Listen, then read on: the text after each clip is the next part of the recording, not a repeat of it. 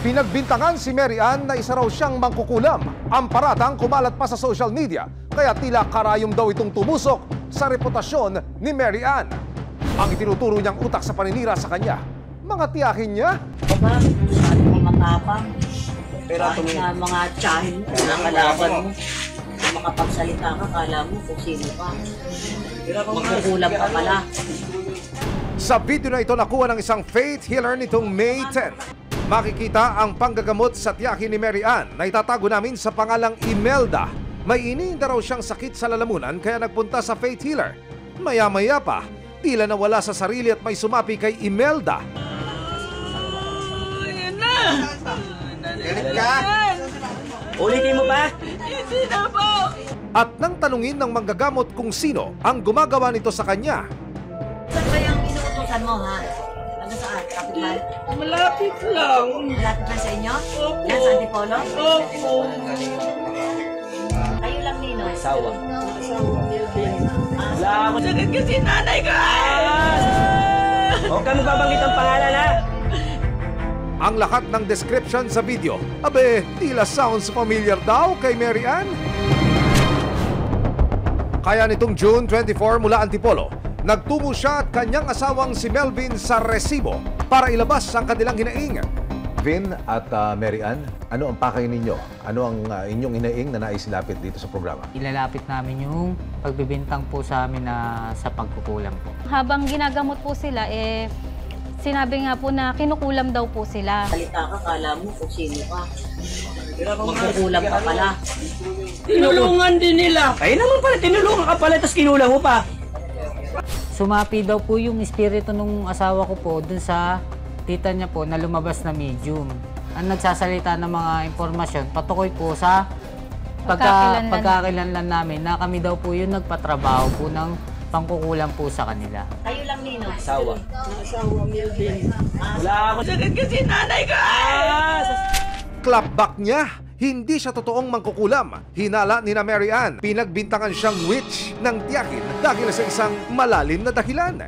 May kinalaman daw ito sa pagtulong ni Imelda at anak niya sa ina ni Mary Ann na nagdadialysis dahil sa kidney disease. Sakit kasi nanay ko. Binigyan ng sakit. Tagal po eh. Oh, at least tumulong sila. Base po dyan sa video na yan, lagi pong binabanggit yung pagtulong. Kasi po yung pinsan ko po, direkta pong nagbibigay ng tulong po dun sa mama ko. Bali po yung tita ko, parang ang gusto niya po, dumaan pa po muna sa kanya. Parang malaman niya po muna natutulungan yung mama ko bago niya po maibigay yung tulong sa mama ko. O anong kinalaman itong kulam-kulam na ito? Para maputol na po yung, yung pagtulong nila sa amin, na para magalit na po sa amin yung pinsan namin, na hindi na po kami tulungan. Ano nag-eepekto sa inyo nito? Nung nalaman po namin to, bali hindi po ako makatulog, hindi po ako makakain. Sa isipin po na baka may iba pa po kami mga kamag-anak na magbintang sa akin na nakinulam ko rin daw po sila. Hindi ko po malaman bakit po nila to ginagawa sa akin. Nakakala mo kung sino ka. Magkukulam ka pala. Tinulungan din nila. Ay naman pala, tinulungan ka pala, tapos kinulang mo pa. Ang paratang, napanood pa sa live video ng isang faith healer. Nung nalaman po namin to, bali hindi po ako makatulog, hindi po ako makakain. Hindi ko po malaman bakit po nila to ginagawa sa akin. Tinungo ng Resibo ang faith healer na si Richard na siyang gumamot sa tiyahin ni Mary Ann na si Imelda. Siya rin ang nag-upload ng live video. Sakit kasi nanay ko. Huwag ka magbabanggit ang pangalan, ha? Nangyari nga ba ang pagsanib in real life? Kasi po sa amin talaga, bawal na bawal po sa amin magbanggit o magtanong ng pangalan. Hindi ko kami nagtatanong ng pangalan kasi pwede po silang magbanggit ng ibang pangalan. Kayo lang, Nino. Asawa.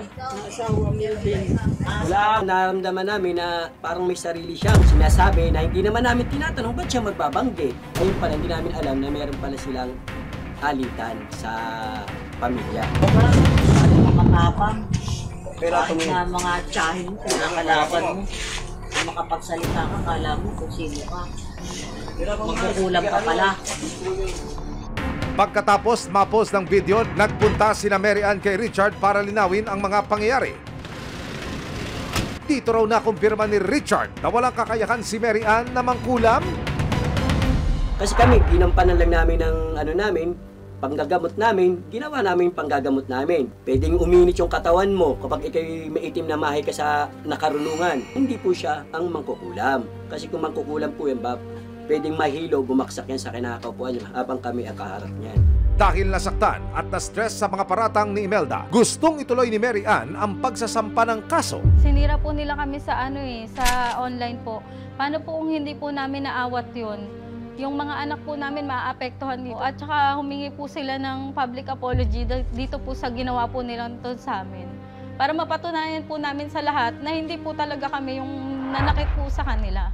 June 26, sinamahan ng resibo sina Mary Ann at Belvin sa barangay ng kanyang tiyakin sa Pasig City. Sa pag-asang maaayos pa ang hidwaan, pinagharap doon ng dalawang panig. Masakit po sa akin yun. Sinabi, alam daw yung pangungulam, sumanib daw po ako sa katawan ng nasaktan na tao.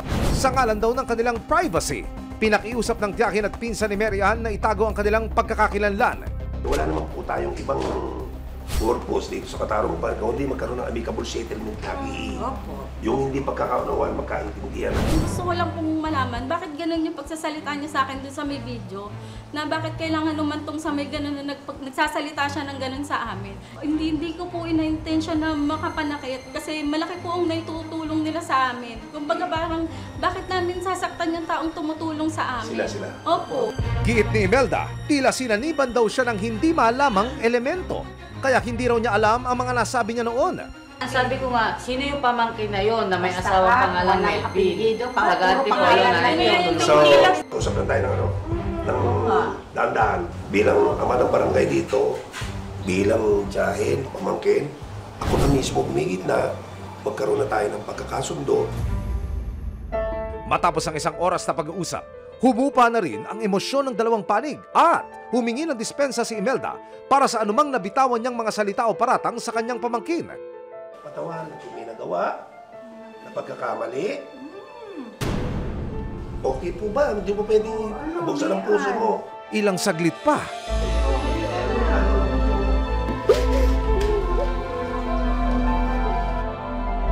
Hindi na rin daw itutuloy ni Mary Ann ang pagsasampa ng reklamo laban sa tiyakin. Maaaring nadala lang daw siya ng kanyang emosyon dahil sa masasakit na nasabi laban sa kanya. Nagkapatawaran na po. Okay na po sa amin yan. Nalinaw na po sa amin na wala po kaming kinalaman dun sa nangyari po sa kanila. Nadala po kasi kami ng emosyon namin. Siguro po, nagkulang po sa pag-uusap. Karaniwan na ang mga hindi pagkakaunawaan sa isang pamilya. Pero sa ganitong mga pagkakataon, hindi mahika o iba pang elemento ang susi para magkaliwanagan sa huli.